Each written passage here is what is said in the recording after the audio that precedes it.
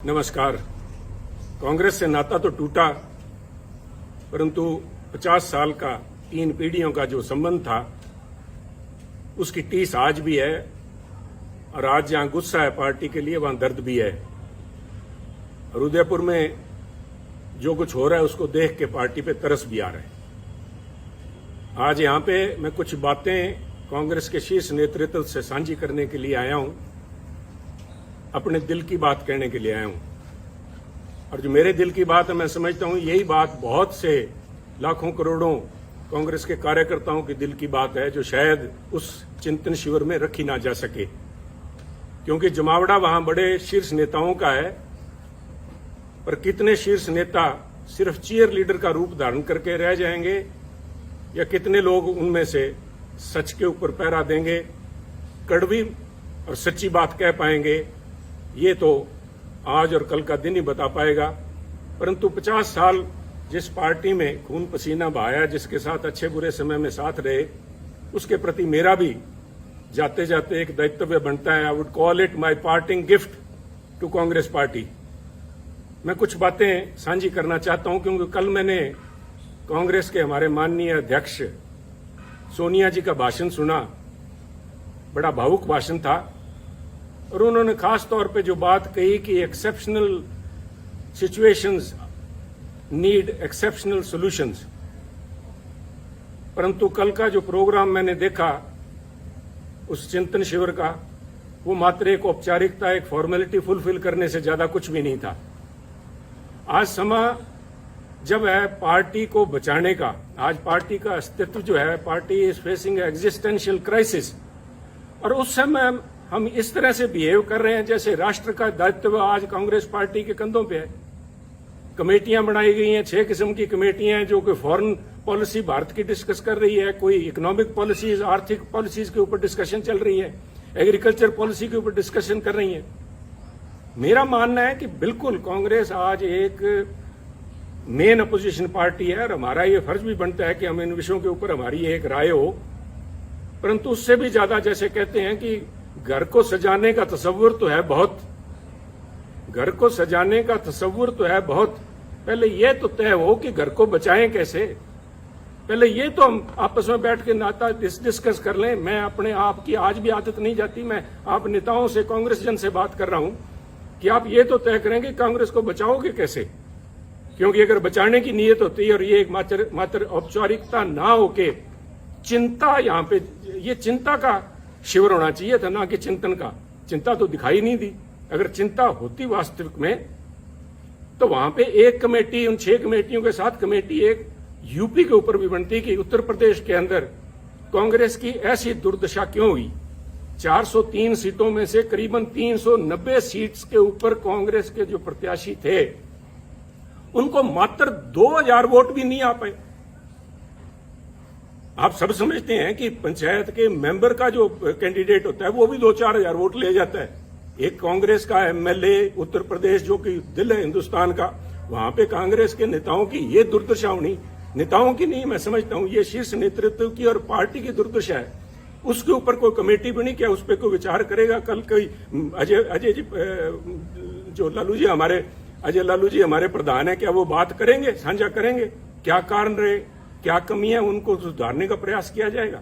इसी तरह चाहे गोवा है, चाहे मणिपुर है, क्यों आज क्या हालात, इस किस्म के बाद चर्चा तो ये होनी चाहिए थी कि पूरा north east, all the 7 sister states जो हैं, हम सारी हाथ से खोए बैठे हैं। क्या कारण हुआ? गोवा में तो बड़ी भारी एंटी इनकम्बेंसी थी सरकार की। चर्चा ये भी थी कि सरकार बनने के चांसेस है, परंतु हम कहीं भी नहीं ठहर पाए। और उत्तराखंड की बात कीजिए, और उत्तराखंड की तो मैं स्पेशली बात करना चाहूंगा कि 2 सूबे प्रांत ऐसे थे जिनकी बातचीत हो रही थी कि उत्तराखंड और पंजाब के अंदर कांग्रेस बहुत ही अच्छा प्रदर्शन करेगी और दोनों में सरकार कांग्रेस की बनेगी। फिर क्या हुआ? क्या कोई वहां बता पाएगा कि उत्तराखंड के जो मुख्यमंत्री के प्रत्याशी थे हमारे हरीश रावत जी, उनका एक पांव पंजाब में था, एक पांव उनका देहरादून में था इलेक्शन दिन तक। क्या वो सोच लेके आए थे? क्या सोच के साथ हरीश रावत जी को पंजाब का प्रभारी बना के भेजा गया?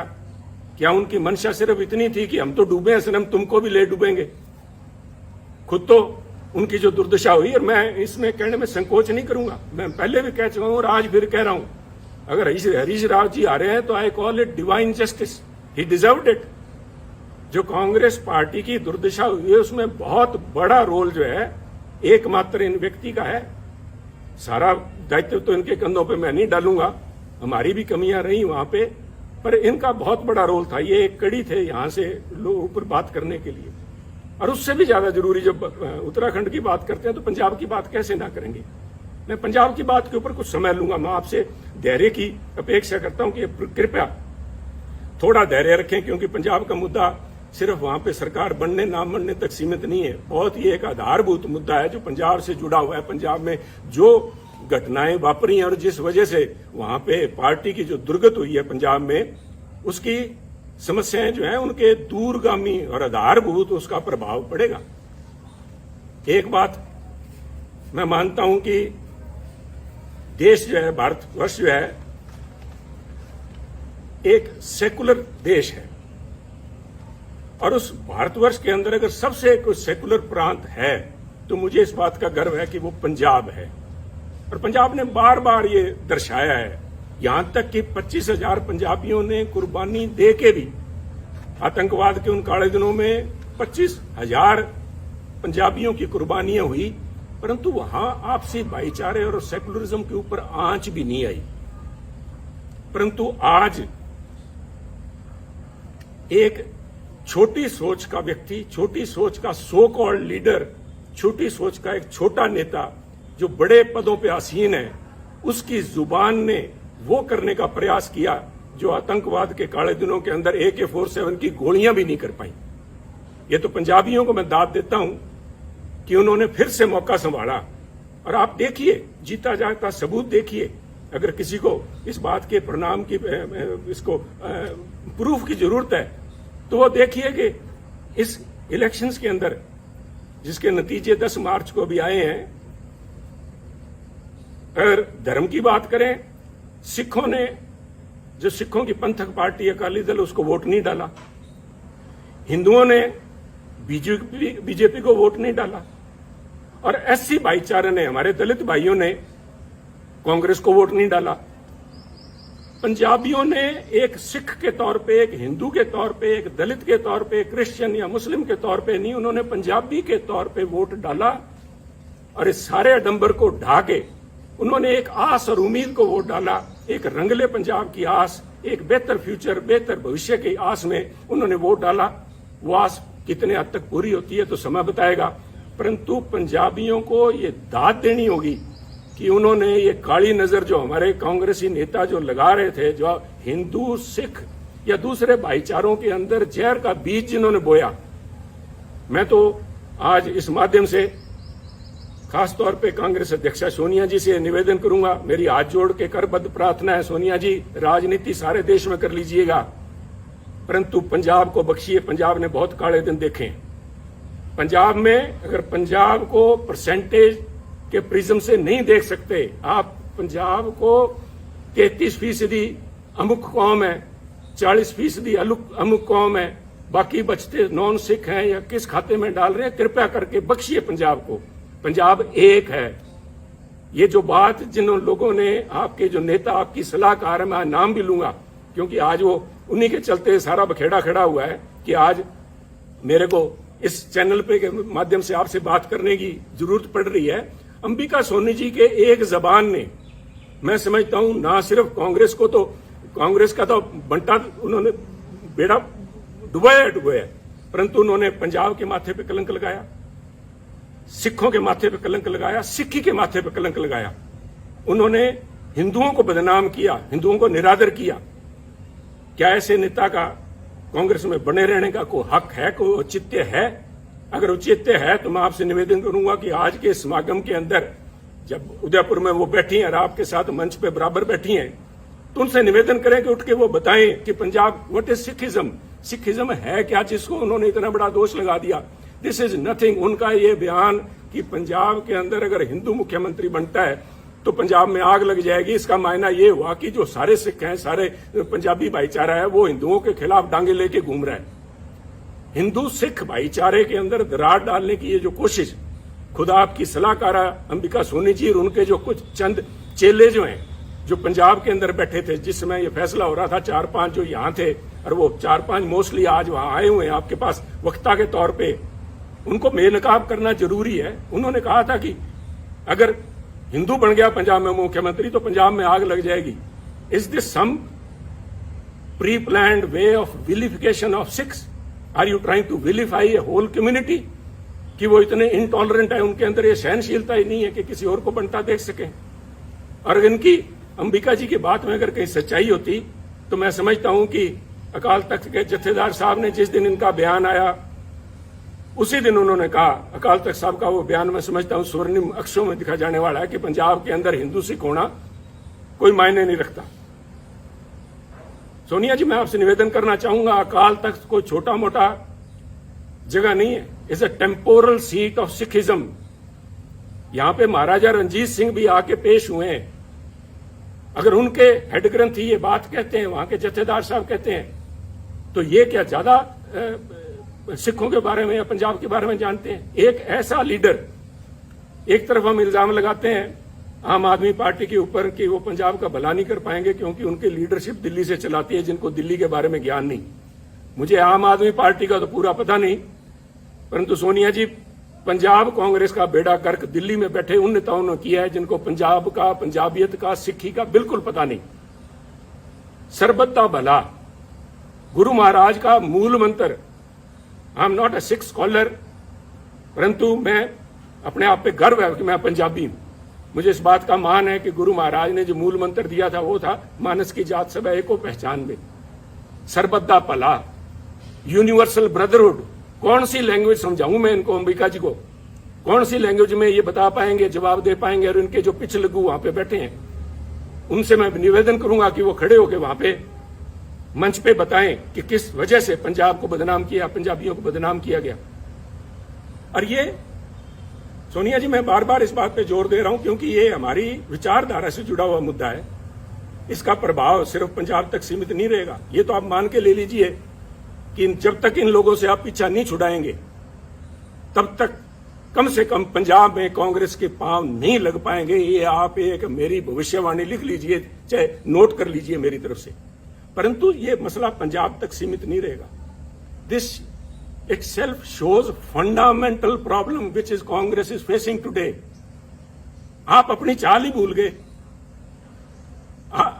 आप अपने आप को, आप पे इल्जाम लगते हैं कांग्रेस पार्टी के ऊपर सूडो सेकुलरिज्म के, कभी सॉफ्ट हिंदुत्व के, और कभी इस किस्म के बयान आ जाते हैं जिनको कुछ लोग कहेंगे मेजोरिटेरियन एक्सट्रीम लिए बैठे हैं आप। इन बातों का आपके ऊपर जो प्रभाव पड़ेगा वो मैं समझता हूं। आप इन सारे जो इल्जाम लगते हैं आप इनको तस्दीक कर रहे हैं। ये लोग आपके पास मंच पे बैठे हैं, यू आर विटिंगली और अनविटिंगली एंडोर्सिंग देयर व्यू। ये कौन, मेरा गुनाह क्या था?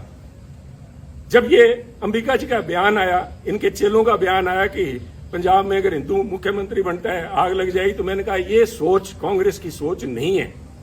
ये सोच किसी एक, आई सेड अ पेटी person, a small-minded person occupying high positions, and I meant your advisor, Ambika ji. Let me be honest with you.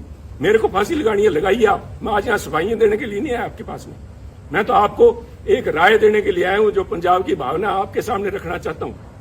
अगर इन लोगों को आज आप भी अपने साथ बिठाए बैठे हैं पंजाब में, आप भूल जाइए पंजाब के बारे में।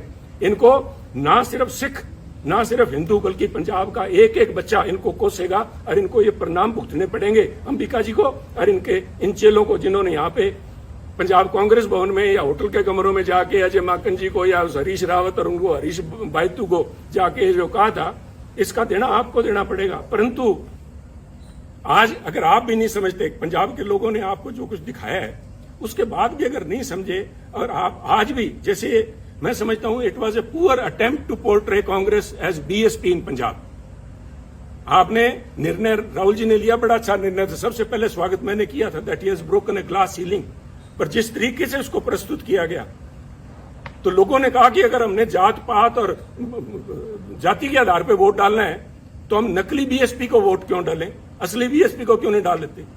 और वही मसला आपके साथ, चाहे आप जब सॉफ्ट हिंदुत्व की बात करते हैं, लोग कहेंगे अगर वोट ही धर्म के नाम पे डालना है तो फिर बीजेपी को क्यों ना डाले। ये नकली बीजेपी को क्यों डालें? साहब अपने वजूद पे रहिए। Don't this drift of your intellectual, you are losing the moorings, intellectual moorings. यही तो आपके पास सारा कुछ था। इसी विचारधारा के साथ तो लोग हमारे जैसे जुड़े थे। और आप में और दूसरों में फर्क क्या है, इसका कौन जवाब देगा? ये जवाब तो आपको ढूंढने पड़ेंगे। इसके लिए किसी सलाहकार की जरूरत नहीं पड़ेगी। इसके साथ ही पंजाब की जब मैं बात करूंगा, मैं नहीं चाहता था कि मैं अपनी बात करूं। मैं यहां सफाई, फिर से कह रहा हूं, मैं सफाई देने के लिए यहां नहीं आया। मैं अपने एक एक शब्द के ऊपर आज कायम हूं। मैंने जब आपको कहा था कि ये जो दिल्ली के अंदर आपके पास लोग बैठे हैं, आपको आंखें दिखा के और बाहर जाके कहते हैं समझौता हमसे करने का प्रयास करिए कांग्रेस अध्यक्षा, उन्होंने ना सिर्फ आपकी पद की गरिमा को ठेस लगाई बल्कि कांग्रेस की सोच को भी ठेस लगाई। मैं आज भी उस बात पे पहरा देता हूं। परंतु मैं इसलिए कह रहा हूं कि मुद्दा मुझे नोटिस दिया गया, सो कॉल्ड नोटिस, वो तो हमको कहें काफिर, ये अल्लाह की मर्जी है। कमाल होगी साहब। मैं तो आपसे ये पूछना चाहता हूं, सोनिया जी शायद आपको मालूम नहीं था, मैं देखिए इतनी बड़ी संस्था है, आपके पास कितने पूर्व या एक्टिंग कांग्रेस प्रधान सूबों के रहे होंगे, शायद आपको नहीं पता था कि सुनील के पास कोई भी पद नहीं है। जब आपने सुनील के खिलाफ एक फरमान जारी किया कि सुनील को पार्टी के सभी पदों से निलंबित किया जाता है, मेरे पास पद था कौन सा साहब? मेरे पास तो एक विचारधारा है, वो आज भी मेरे पास है। मैं अपनी बात पे आज भी खड़ा हूं। आप कहीं बदल गए होंगे, आपकी सोच बदल गई होगी। सुनील तो जाखड़ तो जहां खड़ा था वहीं खड़ा। ये हमारी कमजोरी है, यही हमारी स्ट्रेंथ है। हम तो जहां हैं वहीं खड़े हैं। परंतु जिन्होंने, वो कहते हैं कि आपने संबंध विच्छेद नहीं किया सुनील जाखड़ से, आपने दिल तोड़ा है। दिल भी तोड़ा तो तूने सलीके से न तोड़ा, बेवफाई के भी कुछ आदाब होते हैं। नोटिस दे रहे हो सुनील जाखड़ को? 50 साल 3 पीढ़ियों का संबंध है। मुझसे बात करने में किसी को शर्म आ रही थी? ये मैं सारे जवाब आपको दे सकता था, परंतु मैं आज जवाब देने के लिए नहीं आया। मैं जो बात देने का आपसे कहने के लिए आया हूं, क्या कहूं मैं, मजाक कहूं या इसके ऊपर तरस आता है मुझे। मुझसे आपने मुझे नोटिस दिलाया, एक ऐसे व्यक्ति से नोटिस दिलाया, और इस बात के लिए नोटिस दिलाया कि मैंने आपकी सलाहकारा के खिलाफ अपशब्द बोले हैं। चलो, मैंने तो आपकी सलाहकार अंबिका जी के खिलाफ जो कुछ बोला ना बोला, पर नोटिस इससे दिलाया आपने। तारिक अनवर जी एक बड़े सुलझे हुए परिपक्व नेता हैं। उनका तो आपको ध्यान होगा कि वो 1999 में, आज से करीबन 20 साल से ज्यादा पहले, कांग्रेस छोड़ के चले गए थे। आपको ये भी पता होगा कि वो क्यों छोड़ के गए थे। वो ये कह के छोड़ के गए थे कि सोनिया गांधी एक विदेशी महिला है, और विदेशी महिला अगर इंडियन नेशनल कांग्रेस की अध्यक्षा बनती हैं तो मैं उसे कदापि सहन नहीं कर सकता। और यही तारिक अनवर साहब, संगवा साहब और पवार साहब के जाके इन्होंने सरकार, अपनी पार्टी बनाई थी। आप भूल गए क्या? कोई आपको बताने वाला, ये सलाहकार आपकी बताने वाली थी नहीं क्या? और ये क्या बताएंगी साहब? वो कहते नहीं, यहां तो हर शाख पे उल्लू बैठा है। इन श्रीमती जी की, अंबिका सोनी जी की बताऊं मैं आपको। आप उनसे, हमें जिसके ऊपर मैंने इल्जाम लगाए, मैं आपके माध्यम से, सोनिया जी, मैं आपको, क्योंकि आप बड़े हैं, आप अध्यक्ष हैं, आपके माध्यम से एक स्पीकर के तौर पे मैं आपके माध्यम से कांग्रेस जनों से बात कर रहा हूं कि जिस व्यक्ति पे मैंने आरोप लगाए हो, क्या वो मेरे खिलाफ अनुशासन कमेटी में बैठ सकती है जज बन के? कहते वही कातिल, वही शाहिद और वही मुंसिफ ठहरे। वही कातिल, वही शाहिद और वही मुंसिफ ठहरे। ऐ खुदा, मैं अपने कत्ल का दावा करूं किस पे? मैं किसको जाके कहूं ये बात? ये मेरे पे फैसला करेगी। 1977 में कहां थी जब इमरजेंसी के बाद सोनिया जी परछाया छोड़ गया था कांग्रेसियों का? जो लोग थे, इन किस्म के जो वक्ती लोग थे, these are fair weather friends, they are fair weather warriors. Indira ji की चहेती थी ये, संजय जी के साथ ही मिलकर काम करती थी, इसलिए इंदिरा जी का इनके तरफ बड़ा मान सत्कार था। और उस मान सत्कार का नतीजा इसी अंबिका सोनी जी ने यह दिया कि 1977 में जब उनको अपने साथियों की जरूरत थी, तो अंबिका जी सबसे पहले उस डूबते जहाज से छलांग मार के गई थी। जहाज से डूबने वालों को क्या कहते हैं मैं नहीं इस चक्कर में पड़ूंगा। और ना सिर्फ छलांग लगा के गई, ना सिर्फ उन्होंने यहां से कांग्रेस उर्स से चंडीगढ़ से इलेक्शन लड़ा जगन्नाथ कौशल जी के खिलाफ, कांग्रेस के प्रत्याशी के खिलाफ, इन्होंने मेरठ में जाके 84 में फिर महसीना को दुबई जी बैठी होंगी, मैंने देखा नहीं कल प्रोग्राम में उनको। मैं अल्लाह ताला से यही दुआ करता हूं कि उनकी सेहत कायम रहे, वो यहां हो। उनसे पूछिएगा कि इन अंबिका सोनी जी ने इंदिरा जी के खिलाफ क्या क्या अभद्र भाषा इस्तेमाल की थी। आप बड़े दिल के नेता हैं राहुल जी, और आप भूल जाएंगे, सोनिया जी हम नहीं भूलते, हम तो गांठ बांध के बैठे हैं। और ऐसे लोगों को बेनकाब करना पड़ेगा। जब मैं ये बातें कर रहा हूं, जो मेरा ये किस्सा है, this is a case study in itself, the way Punjab issue has been handled from the very beginning. छोड़िए सुनील को उतारा गया जुलाई 2021 के अंदर ये कह के कि सुनील जाखड़ मुख्यमंत्री कैप्टन अमरिंदर सिंह जी के साथ मिलकर काम करता, उनका बहुत नजदीकी है, मिले हुए दोनों। नए कांग्रेस प्रधान को बनाया गया और उसके बाद जुलाई 21 को नए कांग्रेस के प्रधान नवजोत सिंह सिद्धू जी बनते हैं। और उसके बाद 6 महीने तक सारी एआईसीसी, सारी कांग्रेस इसी बात को लगी रही कि पहले मुख्यमंत्री कैप्टन अमरिंदर सिंह जी, उसके बाद में चरणजीत चन्नी, इन दोनों को आपस में कैसे इकट्ठा बिठाया जाए, कैसे पीसीसी प्रधान और मुख्यमंत्री मिलकर काम करें। व्हाट वाज इट, क्या था ये? कि आप इसी एक बात पे, किसी एक बात पे खड़े हैं क्या? कोई स्टैंड है पार्टी का? और ये जो डिस्टेबलाइज करने की प्रयास किया गया, जिनको ये मैं जिनकी बात कर रहा हूं, डिवाइन जस्टिस की, रावत साहब को भेजा इसलिए गया था कि कैप्टन अमरिंदर सिंह व सिटिंग प्रिटी, उनको डिस्टेबलाइज किया जाए। सोनिया जी, डिस्टेबलाइज तो विरोधी पार्टियां करती हैं, आप तो you are the parent party, Congress high command वहां पे बैठी, आप पंजाब में क्या डिस्टेबलाइज करवाना चाहते थे? Control destabilisation. और इसका रेमिफिकेशन देखिए, आज नोटिस आया कुछ दिन पहले, मेरे को नोटिस देने के बाद में एक नोटिस नवजोत सिंह सिद्धू जी को भी दिया गया। मेरे बहुत से डिफरेंसेस हैं नवजोत सिंह सिद्धू जी से, परंतु मैं इन प्रिंसिपल बात करना चाहता हूं, क्योंकि ये बातें आज के इस चिंतन शिविर में होनी चाहिए कि उनको किस बात के लिए नोटिस दिया गया कि वो अपनी सरकार के खिलाफ बोलते थे, वो कैप्टन अमरिंदर सिंह जी के खिलाफ बोलते थे, उन्होंने चरणजीत चन्नी के खिलाफ बोला, उनको नोटिस दिया गया। तो सब मेरा एक सवाल है, और मैं बड़ा उनका रिस्पेक्ट करता हूं, अशोक गहलोत जी का। अशोक गहलोत जी, आपकी सरकार को डिस्टेबलाइज क्या सुनील जाखड़ ने कर रखा है क्या, जो सुनील को नोटिस दिया गया है? आपकी सरकार को नवजोत सिंह सिद्धू ने डिस्टेबलाइज कर रखा है क्या? सुनील जाखड़ तो शायद कैप्टन अमरिंदर सिंह से मिला हुआ था या नहीं था, वो तो ये खुद जानते हैं, क्योंकि एक एक बात का इनको ब्यौरा दिया हुआ था। मैं नहीं चाहता था कि कांग्रेस की लड़ाई सड़कों पर उतरे, परंतु ये इनका फैसला था। सिर माथे, मैंने उस माथे को कबूल किया, सिर माथे कबूल किया। परंतु नवजोत सिंह सिद्धू तो सिर्फ बोलते ही हैं, और आपके यहां तो गहलोत साहब हर 15वें दिन आपको बताना पड़ता है राजस्थान की जनता को कि मैं अभी मुख्यमंत्री रहूंगा। और जिन लोगों ने मानेसर में जाके महीना तक कैंप किए रखा, आपकी सरकार के ऊपर ही एनफोर्समेंट डायरेक्टरेट की रेड करवाई, वो तो आप अच्छे थे कि पंजाब वाले से हालात आपके साथ नहीं बने, आपके भांजे भतीजे के यहाँ 25-30 करोड़ रुपए नहीं मिले तो आप बच गए। उन लोगों को नोटिस नहीं जाना चाहिए? उन लोगों को तो कांग्रेस अध्यक्ष मंत्रणा के लिए बुलाते हैं। तो क्या एक संदेश दे रहे हैं?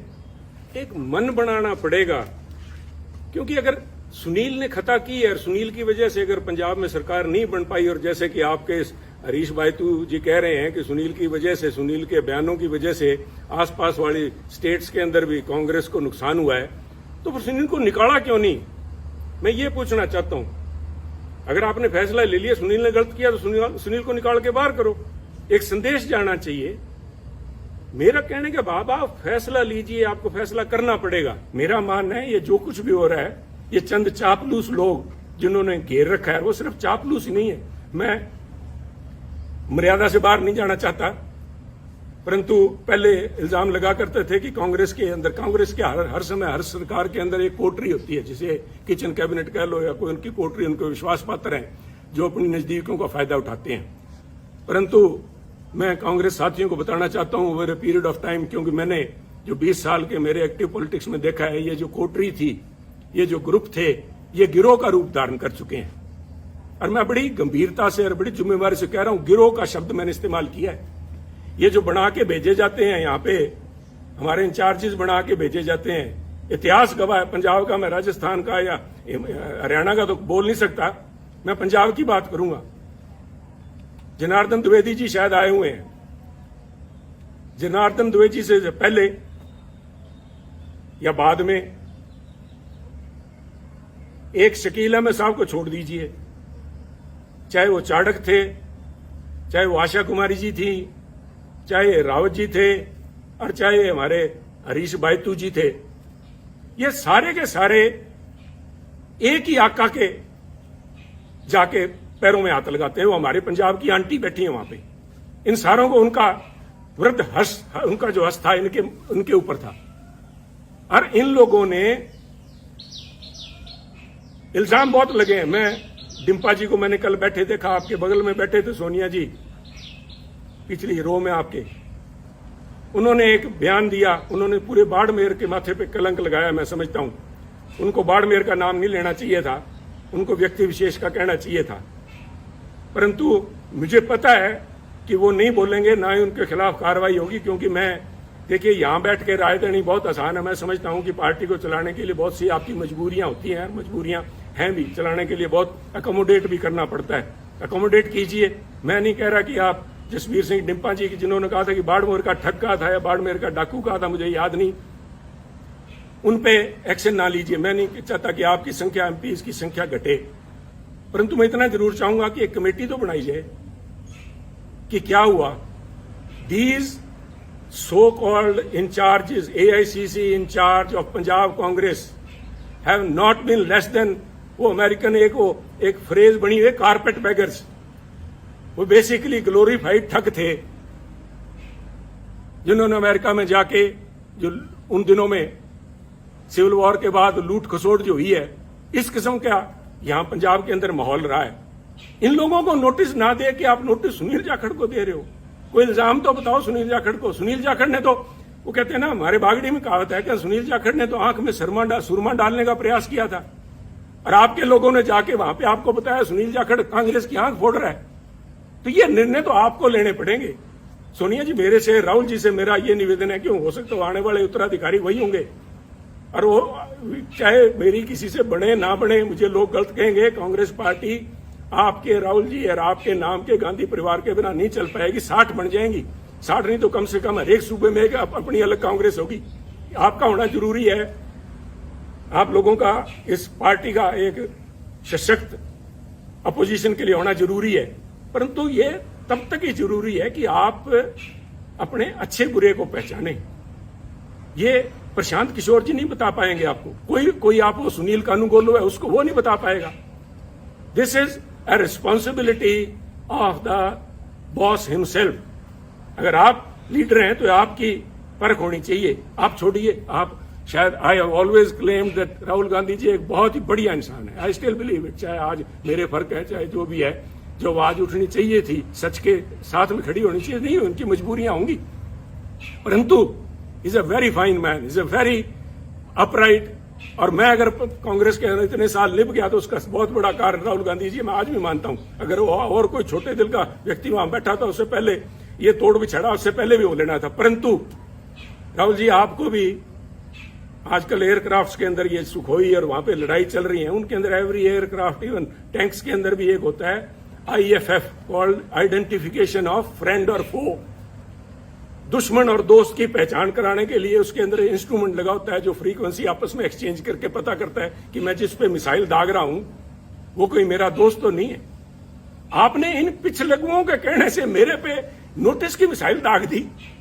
मेरा क्या बिगाड़ देंगे आप? पर आपने अगर पार्टी चलानी है तो ये आपको फैसले लेने पड़ेंगे, ये कमान अपने हाथ में लेनी पड़ेगी। ऐसे चापलूस लोगों से, इन बेगैरत लोग हैं। मैंने वहां पे एक बड़ी नेता को गिड़गिड़ाते देखा है कि मेरे को टिकटों की उसमें कमेटी के अंदर रहने दिया जाए। राहुल जी ने मना कर दिया था, शी हैज वेस्टेड इंटरेस्ट। उसके बावजूद वो गिड़गिड़ा के, उनके लिए बहुत बड़ी बात है।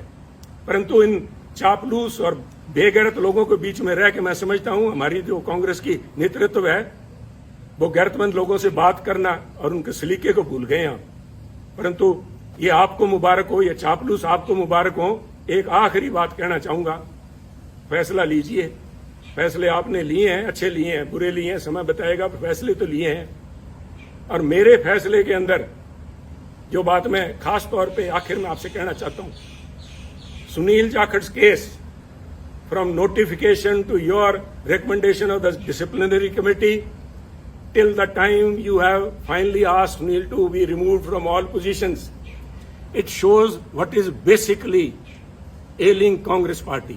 आप भी फैसला नहीं ले पाए। ये क्या फैसला था? सुनील से पद ले लिए। क्या पद ले लिए? सुनील के पास कौन से पद थे जो आपने ले लिए? इट इज बिकॉज आज भी आइदर यू लैक कन्विक्शन और you have doubt whether these allegations are true और नॉट। पर मिसाइल तो छोड़ दी, अब ये तो वापस नहीं आएगी। आपने तो मिसाइल दाग दी, सुनील का तो आपने कर दिया कुंडा। सुनील की गैरत, सुनील का ऑनर उसके लिए बहुत बड़ी बात है। और जिस दिन आपने नोटिस भेज दिया, मेरा तो आपसे उसी दिन संबंध विच्छेद हो गया।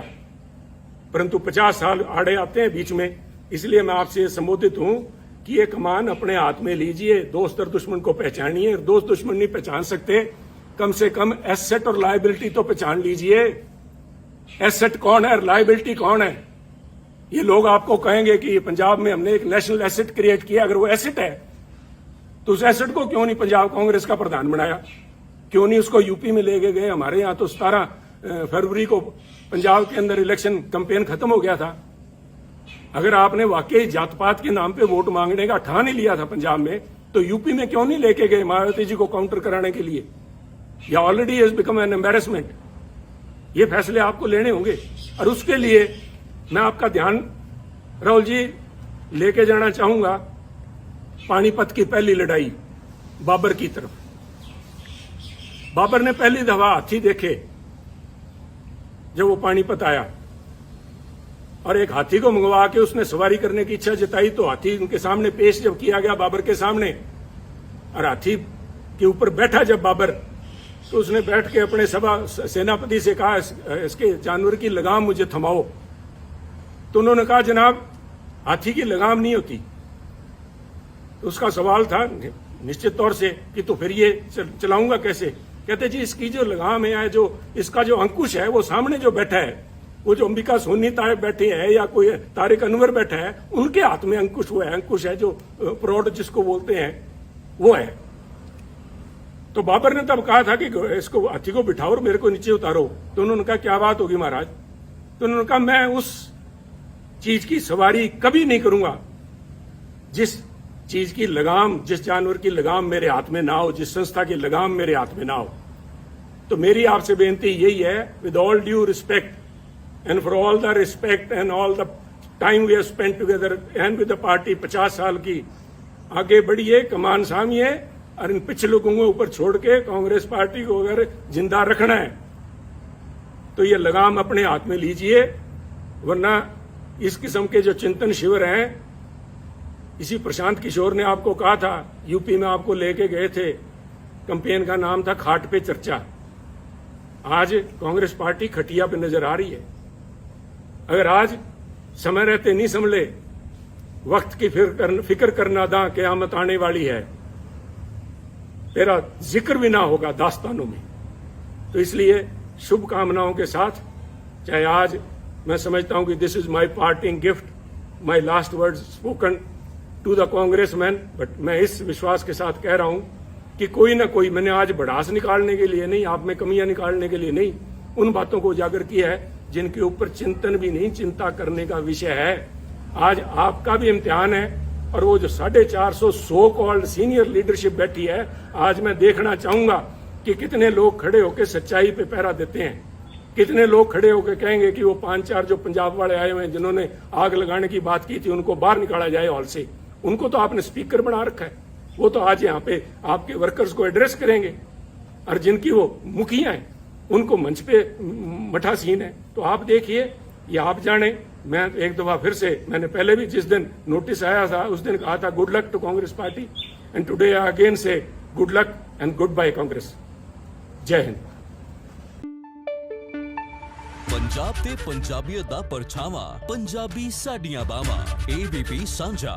हुण देखो अपने टीवी स्क्रीन ते टाटा प्ले चैनल नंबर 1929 ते। ABP साझा देखण लई अपने केबल ऑपरेटर नूं अज ही संपर्क करो। ABP साझा, जोश, जज्बा, जुनून।